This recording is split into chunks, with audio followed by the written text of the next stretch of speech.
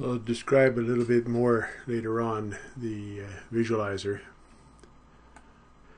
in a little more detail. Sufficient at this time to see that we can visualize our software, and there are a number of items here. One thing I forgot to mention as we were visualizing these items, as we rotate, you can see the along the bottom in this window, this little bar on the bottom, you can see the dimensions of your part,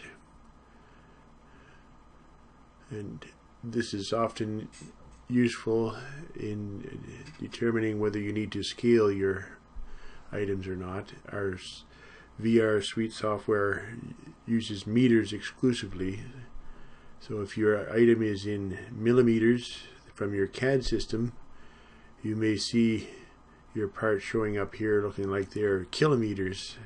So what you do in that case is, over on this lower right hand corner of our STLs, we have a number of scale factors, millimeters to meters, centimeters to meters, inches to meters, or if you have something strange, you can type in a specific scale.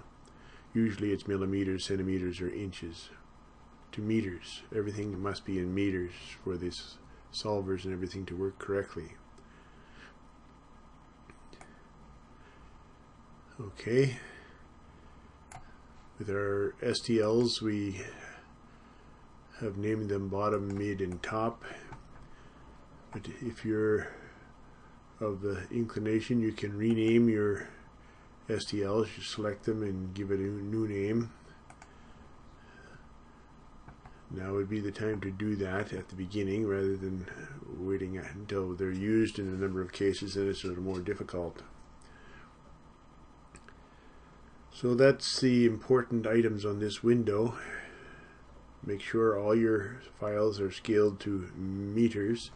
It's possible at times to make STL files in your CAD system that include multiple parts in one STL file. If you do that, you can split STL files, or split all STL files, and the software will break them apart into separate parts, and they will each get a name. Like, for example, here we are on cross top. If I split into several files, it would be top 1, top 2, top 3. So in this case, you would possibly wish to rename STLs.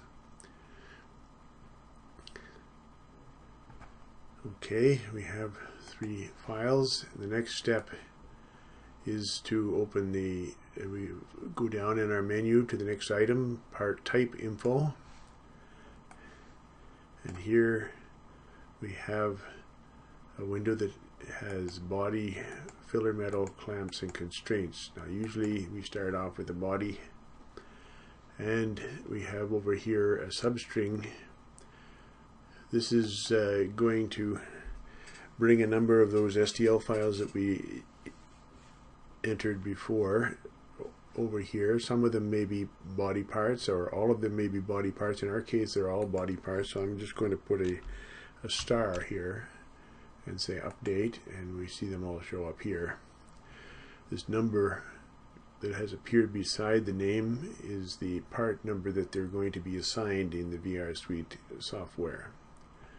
If I have STLs for filler metals, and we often don't, we can generate filler metals in our program here, but sometimes we want to mesh them outside and bring them in. We may have either STLs or meshes already for filler metal, in which case you do the same operation, but instead of putting star here, I could have put, for example, cross, some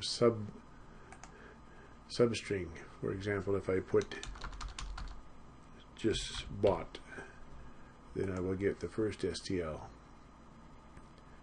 And you could put, for example, in here top, and you would get a different STL for the filler metal. You can do the same with the other items.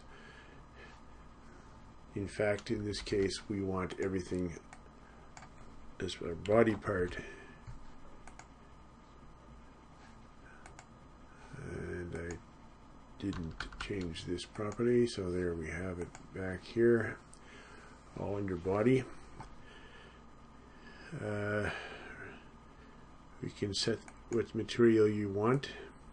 There's a very large list. It's quite possible to create your own materials and add them to the material library. We'll describe that at a later time. There's right now we'll simply assign the STL files and click the OK button. That's enough for this video.